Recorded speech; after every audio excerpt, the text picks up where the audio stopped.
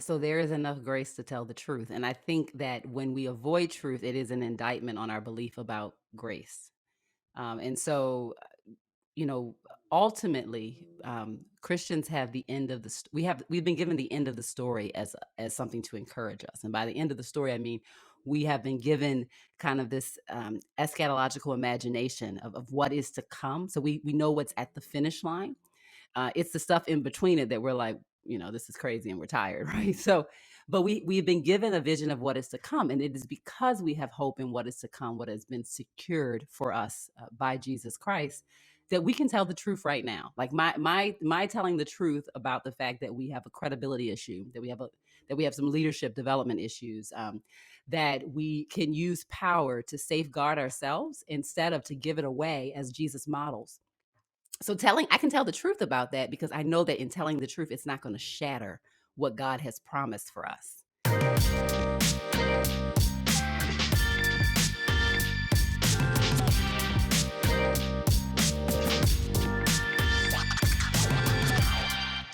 Well, thank you for watching another episode of the Jude 3 Project podcast. As always, I'm your host, Lisa Fields, the founder of the Jude 3 Project. And today I'm joined by two people who are no stranger to the Jude 3 Project, Dr. Christina Edmondson and Ekemini Uwan. Welcome. Thank you, Lisa. Thank you. Yes. It's good to be here with you, my sister. Thank you for having us. It's good to have you all. Y'all have been on here several times. Y'all been a part of Courageous Conversations. So our audience, for the most part, should know who you are.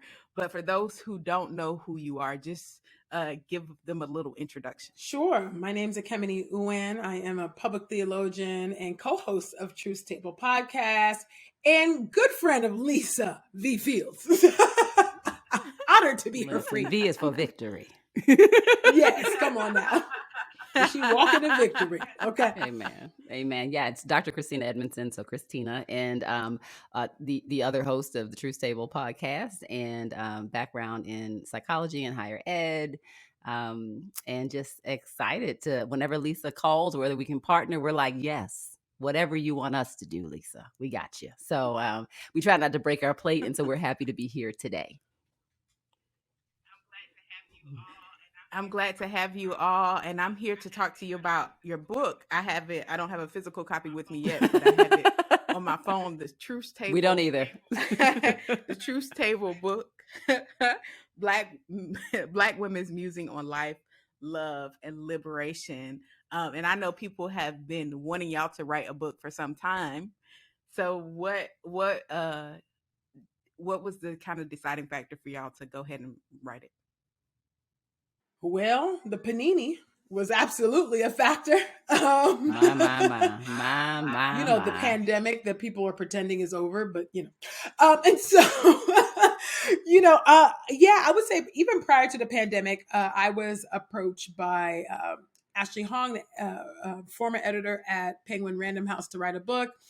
At that point, I had a book idea for my own solo book, but it just wasn't yet time, But the idea of coming up with the Truth Table book was raised, and I was like, oh, okay. And so, and some other publishers have talked to us about, the possibility of us doing a book, but our time constraints and things just weren't. It just wasn't the time, or as the children say, the kids say now, we weren't aligned, And so I guess you could say it was really honestly the pandemic that really brought it to the fore for us. Typically we were speaking at conferences and traveling a lot, each of us on planes, I don't know, like at least twice a month to go speak somewhere. And all of that was shut down because of the pandemic. And so it seemed to us to be the good time, although hard time to write, but still because we were going to be in our homes during lockdown. And so we were like, you know what, maybe it is time for us to switch gears and go ahead and start writing a book. And so that deal came about in, I think, summer of 2020. Mm-hmm. And now we're here. Yeah, and we're excited that you all are here. And your book is a collection of essays from all of you. Because it's a collection, I know there's probably a favorite one you have that you wrote. Tell us what your favorite one was and why. Oh, wow. Well, that's an interesting assumption, Lisa, that you were like, I'm sure there's a favorite. I'm like, well, maybe there isn't. Um, so if I think about which one pops out to me as I don't know if I would say it's my favorite, but it's more so the one that I felt like we needed we needed to start a conversation about, and that's about disciplining the church. And I've had other people who've read the book and they don't, I guess they try to guess what they think my favorite one might be, but it is actually that one. I think we have a crisis of leadership and witness. And I just think we just have to start pushing into that conversation. Obviously, Christ alone ensures the credibility and the perseverance of the church. If not, we would be done. Um, but there are many ways that I think that we can respond to this moment and do some repairing. And so that is the one that I felt like I had to write. And knowing that people are lots of folks who are kind of done with the church, they're kind of post church. I still wanted to enter that conversation. The church is not done with us, and God is not done with the church. And so I still felt like I needed to say something and to start saying something, because again, the book is a collection of musings. And even in thinking about that word, it was an opportunity for us to start a conversation and not necessarily to end it. So it's not a definitive shut the door, but it's the beginning of a conversation. Mm-hmm. Mm-hmm. What about you, Ekemini? Yeah, goodness. My favorite chapter. You're making me kill my darlings here on Jude 3 Project. No, my favorite chapter, I think that I wrote, people assume that it's probably a singleness one, but that's actually not it. My favorite chapter is actually Diaspora Dreams. Blackness as the image of God. That to me is, I think the most powerful chapter that I wrote in that book. In my opinion, maybe some people might disagree. That's fine. I think that one was really important. I think because I think we're at a critical juncture as a people. And I've said this before, and I said this kind of in some writings, even on Hallmark Mahogany, just talking about how we're losing receipts. There used to be a really strong, at least from our social location in the U.S., a strong Pan-African ethic, particularly where when we're talking about justice movements and things. And I just think that we're losing a lot of that. I'm a child of the 90s. So I grew up on Public Enemy. I grew up, on this old school hip hop that very much understood our connection as Black people, as African people together, either on the continent and the diaspora. And I just think that we're losing a lot of that now, with a lot of fissures going on.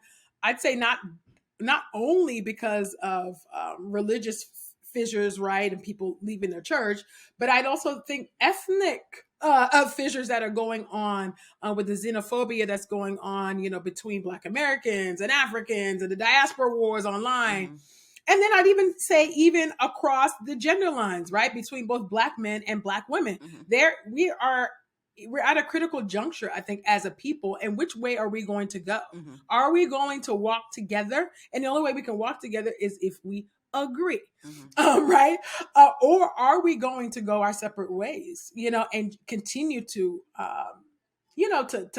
to hurt one another, mm-hmm. With our words, mm-hmm. And with our thinking and with our ideology. And so to me, that chapter is really, in some ways, I think it's a subtle intervention. Mm-hmm. I don't. It's actually not quite on the nose, like very obvious, mm-hmm. intervention. Like my other chapters are. I do have another chapter in there that has like, all right, yo, these are my suggestions. Mm-hmm. So this one is not like that. But what I'm doing is I'm forthtelling about what awaits us, mm-hmm. as a people, the reunification that awaits us, the restoration that awaits us, and our common bond and connection together, mm-hmm. As a people. And so that chapter is my favorite one. Yeah, I love that. I want to dive a little bit deeper into y'all favorite chapters. When you hear Dr. Edmondson, when people hear disciplining the church, some people, I mean, I know it to be the case because when we did Why I Don't Go, people were upset. When you talk, anytime you bring criticism to the church and what we could do better, there's kind of this sometimes dismissiveness that comes with it from people in the church. How do we overcome that? Because in order to repair something, you have to realize that it's actually broken. Um, how do we kind of get people to that space? Yeah, so I mean, so there is enough grace to tell the truth, and I think that when we avoid truth, it is an indictment on our belief about grace. And so, you know, ultimately, Christians have the end of the we've been given the end of the story as something to encourage us, and by the end of the story, I mean we have been given kind of this eschatological imagination of what is to come. So we know what's at the finish line. It's the stuff in between it that we're like, this is crazy and we're tired, right? So, Mm-hmm. but we've been given a vision of what is to come, and it is because we have hope in what is to come, what has been secured for us by Mm-hmm. Jesus Christ, that we can tell the truth right now. Like my telling the truth about the fact that we have a credibility issue, that we have some leadership development issues, Mm-hmm. that we can use power to safeguard ourselves instead of to give it away as Jesus models. Mm-hmm. So I can tell the truth about that because I know that in telling the truth, it's not going to shatter what God has promised for us. Mm-hmm. And so, not only as we talk about the church, but just in any matter of hurt, injustice, abuse, the truth does not shatter something, does not shatter something that doesn't already need to be shattered. Okay. And so, with that being said, I know that there are those who have been deeply hurt, truly hurt by people who represent the collective community of Christians. And I imagine there are people who might say, well, if you talk about this, then people will feel like they have more incentive, so to speak, to not participate in the life of the church, the local church, the visible church per se. But I actually think that we gain credibility by saying what is obvious. Mm-hmm. I don't trust people who can't say what's obvious. I really don't. Like, if something is broken and dysfunctional and we're like, it's okay, you're certainly not gonna get my trust.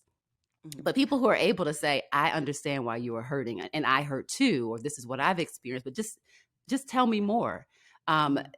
Those are people who I think demonstrate that they have the ability to read the room, and they have the integrity, hopefully, to speak into what can be new. So anyway, that's how I would respond to that question, Lisa. Mm-hmm. Yeah, I love that. That's helpful. There's enough grace to tell the truth. And I love what you talked about, Ekemini, in your chapter. One of the reasons I think it's so vital is because racism has painted Black people as a monolith, and you're dismantling that because that robs us of our humanity and our individuality. When we are all thought of as, oh, those are the Black people, without realizing there's different backgrounds, different nationalities.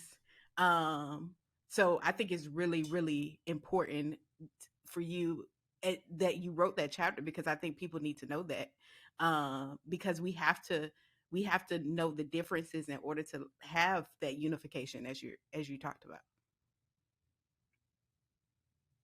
Absolutely. Yeah, I think the diversity, within in Blackness. We always say it and it sounds good in theory, but it's like in that chapter, I'm trying to actually bring it down in a way that's concrete, and you can see like, no, these are the receipts, of our differences, and that there's unity even in diversity.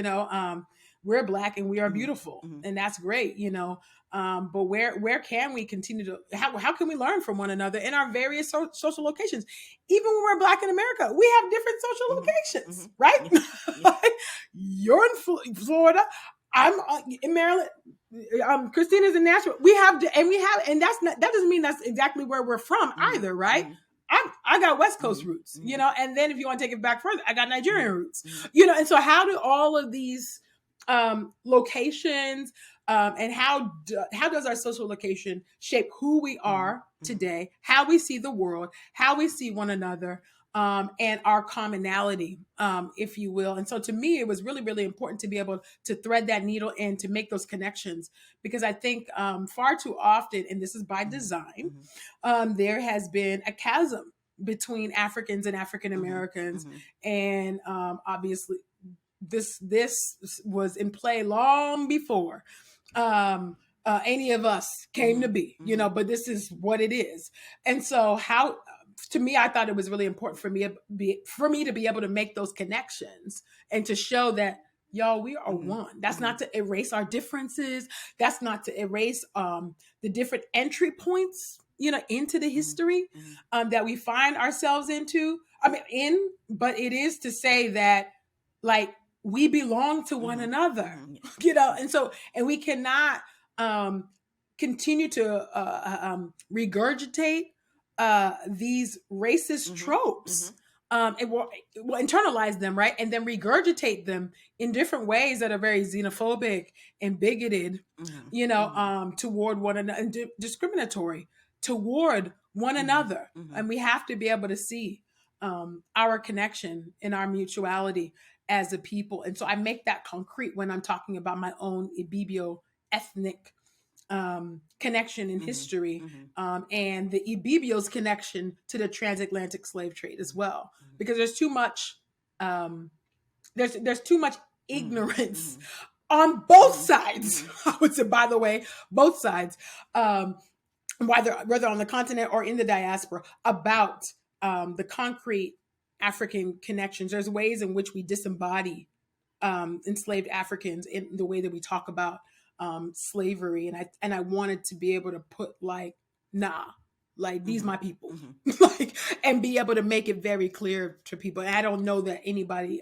at least at this point, has been able to do that, but because of my social location, I can do that, and that it felt like a necessity and incumbent upon me to do that work, if you will. Yeah, and I think it's important because as you were talking, I just thought about my first roommate when I was at Liberty. She was Nigerian and just came over for school, and she was talking about like the negative thoughts she had towards African American men, and even to the point where she was discouraged from dating them by her family, and had like these negative viewpoints. But she was trying to date a white man. So she felt like a white guy was better than an African American guy. And then I met a girl that was from the Caribbean, and her dad told her not to marry an African American male. And so it was just interesting, the negative views from people that are Black that have on African Americans.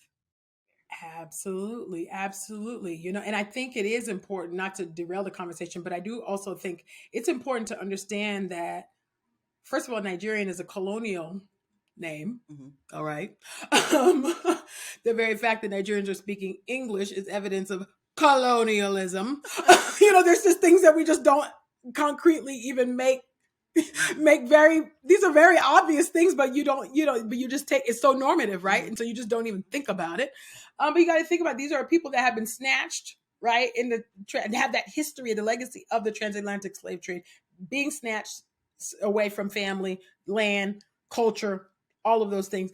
But then also, that's not to say that there's not cultural retention. I'm just naming the things that were stolen, or the elements, that were stolen. And then also, not only stolen, but then these people were colonized. Okay. And so whoever wasn't taken was colonized, and enslaved really on their own land. So, the colonial mentality and what we call colo mentality is strong. It is deep, and it has very real, very, very real implications, things. And I also kind of make some of those pretty, I think pretty clear connections as well. And I think the Decolonized discipleship chapter. Oh, after a while, you'd be like, wait, did I say it in this chapter or did I say it in that chapter? It's in there. It's in the book.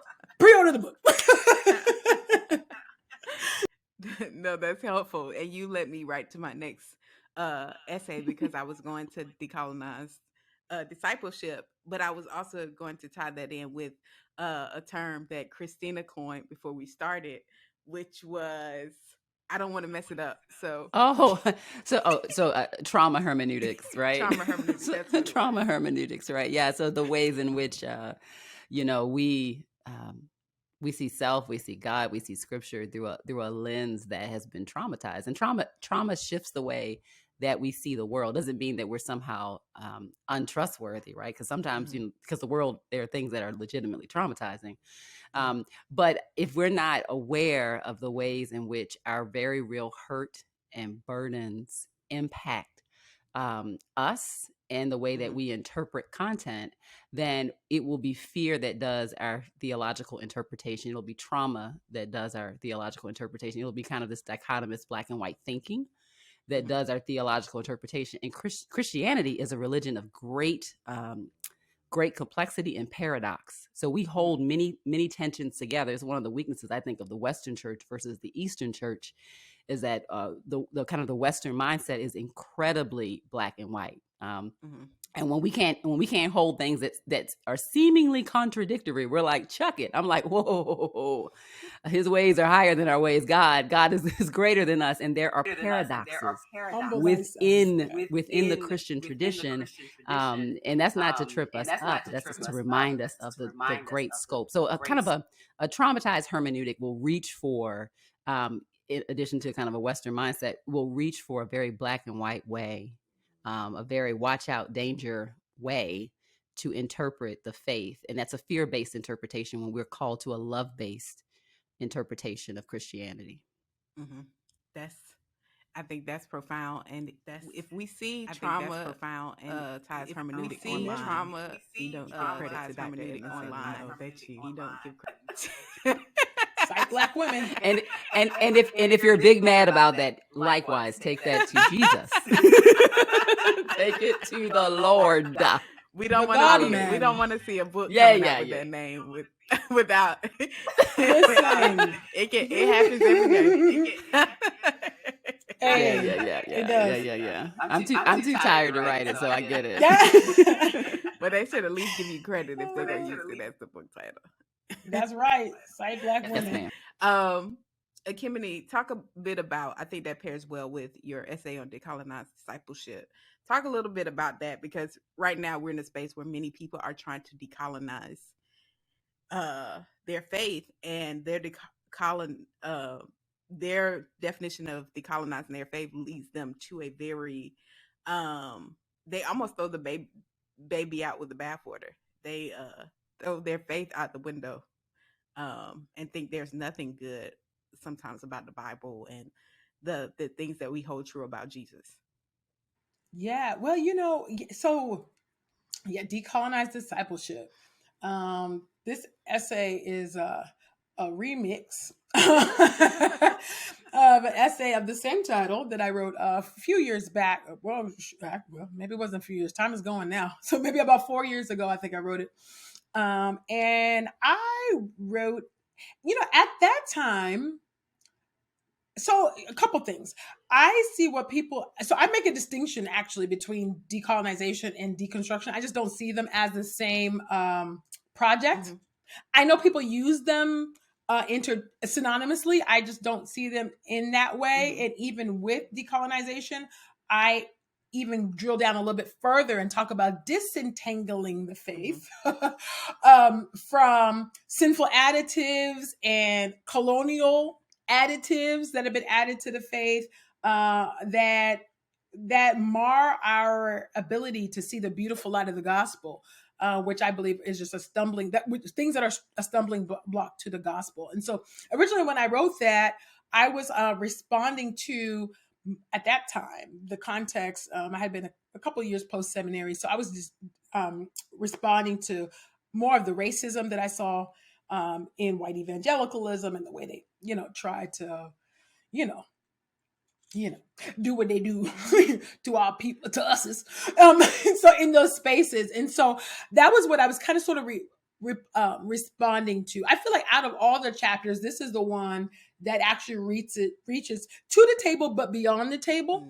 Whereas everything else is straight up to the table, to the sisters. But I do think this one goes beyond into the standing room section folks, who are the non-Black women, that listen to Truth Table or would read this book. And so, now this kind of predates a lot of the big deconstruction movement initially. And so when I wrote this chapter, when I revisited it, to remix it and to add and just to really expand on it, because I did expand big time. It's changed since I first started. But originally, I put Esther, Jesus, and Franz Fanon into conversation, and I still do put them in conversation in this chapter. But this time I'm also talking about the fallout from the Trump regime, and what are the wages of that? What was the impact of that on people of color, on white folks too? A lot of people have left the church and are still reeling and leaving the church because of the complicity of white evangelicals with regard to that regime. And so I'm making the connections between conservative and progressives, tying in their familial connections, and then also making a plea to Black Christians, to don't throw away the faith because of the legitimate, I'm not legitimate, hurt, trauma, pain, abuse that you experience, in those spaces. Don't throw away Jesus. Don't let them take Jesus away from you. In America, there are a lot of church options. So there is no, what I mean? Like when we stand before the thrice holy God, the excuse is not going to be, these people did me so wrong and so dirty. What I'm saying? It's going to be, these are some other places. And hear me. I'm not saying that you don't need time. You don't need time away, from maybe those church spaces that harmed you. I'm not saying that. Don't hear me say that. But I'm just saying, don't, in your departure from the faith or the church altogether, you give credence to the false notion that white Christians have the corner market on Christianity. They do not. And so when you leave and when you throw out the whole faith because that was the totality of your experience, you lend credibility to that myth, if you will. And so my plea is really to Black folks, to come to the Black church. Come to the Black church. We need your insight. We need your help. The Black church ain't perfect, but the Black church will recognizes your dignity and humanity, and racism is off the table. Might be some other things on the table. We are all in process. We're all in process. I'm in the Black church, so trust me, it ain't perfect. But at least racism is off the table. And in a racist society, you need racism to be off the table for a day and for 4 hours or for 2 hours, okay? In a whole week. Okay. So those are some of the themes and the points and the arguments that I'm making in there. I do also talk about, misogyny and sexism and the like, that's in there too, because that's a form of colonization too. It ain't just racism, but those are the themes and the things that I'm wrestling with in that chapter. I hope it'll be a blessing to the people. Yeah. Well, we're almost out of time, but I just love the subtitle, Life, Love, and Liberation. That in itself to me is so powerful. Why did y'all kind of think that was the way to kind of encapsulate your work? Because those three things kind of go together and cause a fulfilled life, I think. I hope so. And so I mean, we tend to, the process of us naming things, like naming our season, naming the podcast, naming the book, is usually through conversation. And we knew that the book would probably have Truth Table in the primary title, just from a marketing strategy standpoint. But it was towards, I think, after we had written a lot of the drafts for the book that we kind of mused around the subtitle. And I think for me, I was like, this is what this book is. Like, I know that I am writing musings. Part of it is that, I come out of a higher ed space, and I intentionally chose to write this book in a way in which my hope is that it stirs other people up to muse as well. so that, and so, it's not journal articles, it's not news articles. It is, it's a snapshot of into our brains and the way we piece together stories, thoughts, feelings, and emotions. So it really is musings.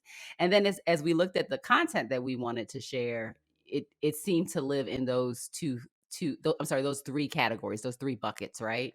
Life, love, and liberation. And so, with that being said, there's, Ekemini and I, we and Michelle, we've talked about, like, there are probably like 15 other chapters, other topics that we could have, like, if I had a book part two, which I don't have the strength and to write, but if I had at this present moment in my life, but I mean, I would probably have an entire chapter on what it means to be a Black woman navigating corporate spaces, higher ed, being the only one in the room, like that is deserving of its own musing, its own treatment. And so that's really how those topics came to be. And the other piece I would say, Lisa, is that when you get to the very end of the book, when we all have our physical copies that'll be beautiful in our hands, the very end of the book, it includes kind of a blank chapter, and it's for your musings.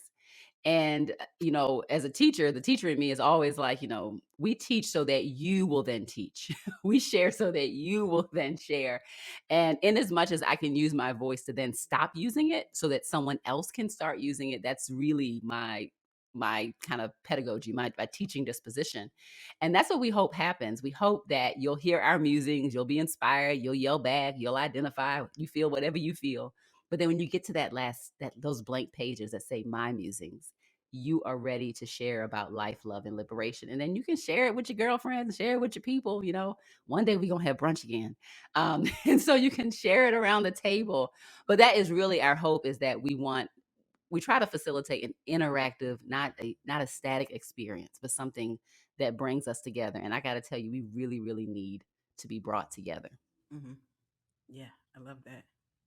Do you want to add Yeah, anything? I'm honestly, yeah, sure. So, yeah, life, love, and liberation.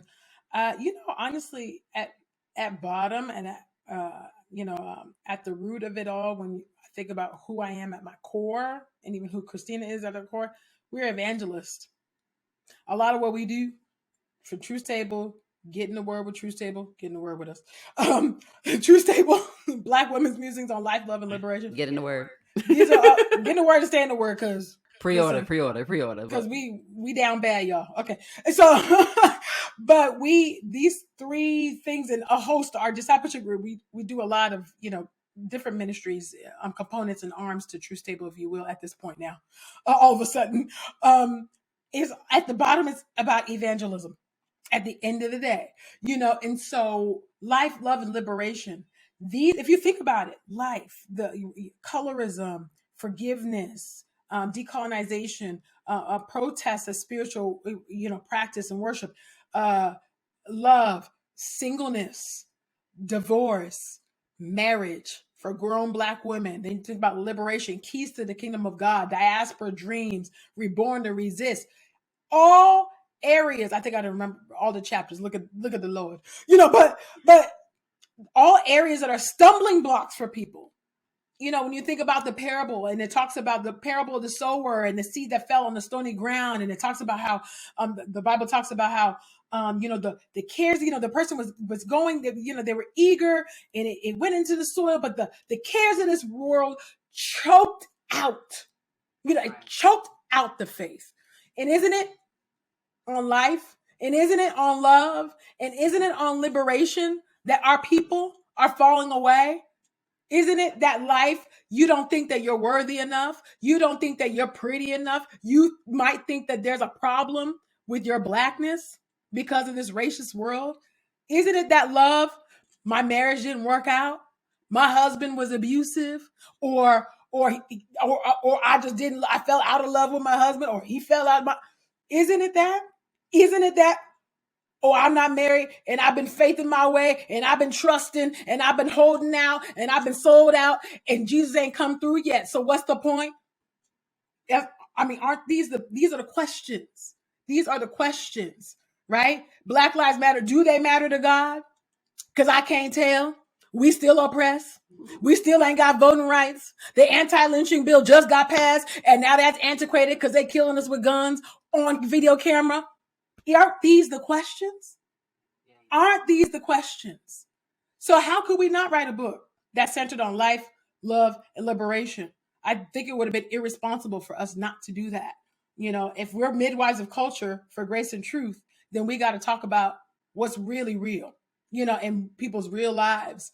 And so anyway, and talk about what God got to say about these things. Does God care? Really, at the bottom, a lot of these chapters, does God care? And my answer is yes, it is what God got to say about these things from my vantage point. So, Amen. Well, is there anything else that we haven't talked about the book that y'all want to share before we close out? Well, I mean, the book is a collection of, it's three distinct voices, and it's an opportunity for people who, are the podcast listeners to kind of hear us, pontificate more deeply on a particular topic that you may only get a teaspoon of. But it is an introduction also. And I think it's also a testimony of of friendship, of community that can have different thoughts, different experiences, and it is like a buffet. It's like a hodgepodge of experiences. As Ekemini was talking about, kind of her more diasporic oriented chapter, and it is a snapshot of that's a snapshot of even Truth's table, in terms of our own social locations. And if you listen closely, I always tell people, if you listen closely, you'll see to what extent that we are products of the environments that have shaped us. And so I think you'll pick that up in the book, and it's an opportunity, I think, again, to hold up a mirror for people to do deep reflection, not about so much on our words, because we're not the end all be all to all the things, but for them to be stirred up, and to take their musings before God. And we want to hear their musings. I look forward to seeing how the book inspires other people to think and to write. yeah. Yeah, that's good. I think only thing I'd add about, the book is just kind of like I think what's unique about it is that you're going to, I don't know, maybe other people say this all the time, but I think it's an experience, right? And so oftentimes people, when they listen to Truth's Table, they say, I feel like I'm at the table with y'all. I just be cackling right along, and everybody, I'm on the bus and people are looking at me like I'm crazy, because I'm laughing about what y'all talking about, and you're talking about hard things, but you're able to do it in a way where, people don't feel too heavy, right? And so I think with this book, you're going to get the experience of that. And so we've been able to, as best as we can, reduplicate that in the book, and reproduce that, if you will, in the book. And so you'll see the transitions between the different sections and our dialogue amongst each other. And then you'll hear us reading our own words too, if you get the audio book, and it was a collaborative process. Everybody wrote their own chapters, but when we went through the editing process, we were literally on a Zoom reading chapters and be like, stop, rewind, say that again. Don't say it that way. Don't say it that way. Literally, so it was very collaborative, in that way. And so I think that's kind of a fun thing about the book. And I just love that it's musings, right? So 2 years from now, we can change our minds on some things. Like we could be like, oh, yeah, I thought further about this, and this is what I think now about that subject. And there's room. I think that's why musings gives us liberty. This ain't the canon. You know what I'm saying? This is just an offering, to the church, and I hope it's a blessing. I pray it's a blessing. Yeah, it's definitely going to be a blessing to all those who get it. And how can they get it? They need to pre-order today.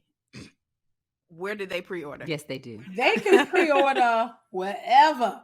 Bookshop, the Penguin Random House website. They can pre-order at Target, Walmart, Amazon. Like, just pre-order, y'all. Run it up. We need them pre-order, because pre-orders really do matter, y'all. Because it does signal to the power brokers and the institutions and publishers that the thoughts, and particularly the thoughts of Black Christian women, are important, and we want more of this. And so by putting in a pre-order, you're saying, I want this work and I want more of this work. So y'all make sure, you give us more of this. So your pre-orders really are so very important.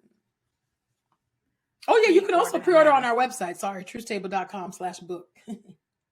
and subscribe to our Awesome. podcast and get in the word with us Yes. at True Stable. And for those of you who don't know, Getting the Word is their daily reading of the Bible Yes. that you can subscribe to on iTunes, wherever you stream your favorite podcasts. So definitely subscribe to that and their podcast and follow them on social media at Truth Table. And then they have their individual hashtags as well. But I think they'll be able to see that your individuals under Yes, Truth from Table Truth as Table. well. Yep, absolutely. Absolutely. Yeah. Thank y'all for joining us. It's been an absolute pleasure to have y'all. Make sure y'all pre-order the book. And thank you for watching another episode of the Jude 3 Project Podcast. Remember, you can catch all our past episodes on wherever you stream your favorite podcasts or on YouTube channel. Get our curriculum through Eyes of Color. We have a new one coming out, Courageous Conversations, and we're excited about that. Remember, if you watch this episode before the conference, register for our Pastors and Leaders Conference. You can become a monthly partner at jude3project.org/donate. And remember, here at the Jude 3 Project, we're helping you to know what you believe and why you believe it. Until next time, grace and peace and God bless.